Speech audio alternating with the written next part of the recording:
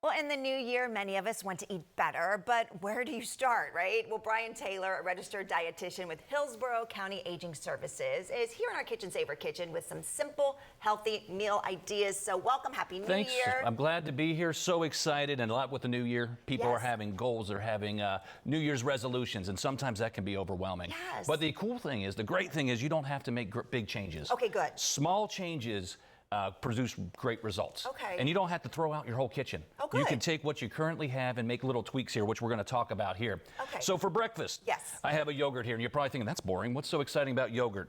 One thing you have to remember, not all yogurts were created equal. We have Greek yogurts, which are a little bit healthier, a little bit more protein in them, which is important for our bodies.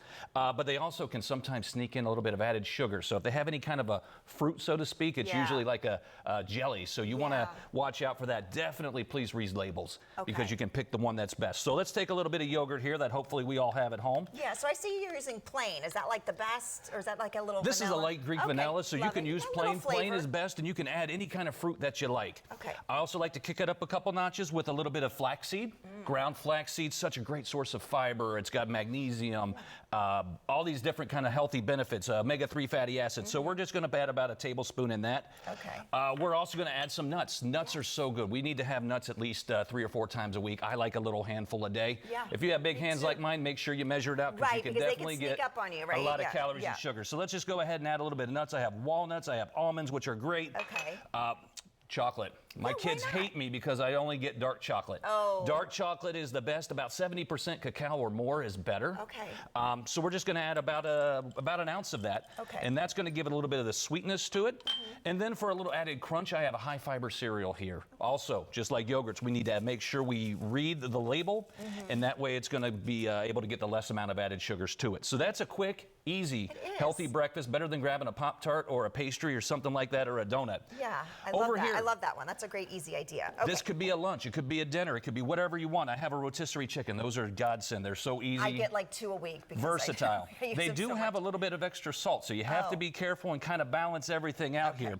And we have a chicken salad. So what do people usually use for a chicken salad? Mayonnaise. Mayonnaise is good. It is good. But it's got a lot of extra calories, extra fat, and cholesterol. So in order to help reduce that, right here I have some plain Greek yogurt. Okay. It's going to add a little bit of tartness to it. And for those of you that think, Brian, I just do not want to eat plain Greek yogurt, you can add a little bit, half mayonnaise, half Greek yogurt, kind of blend it together. Your way in a little bit. Exactly. Okay. One of my favorites, chickpeas.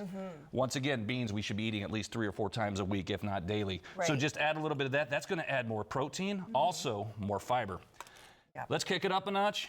Chia seeds. I love these. These are little nuggets of nutrition, so healthy. Fiber, protein, omega-3 fatty acids for our heart and brain.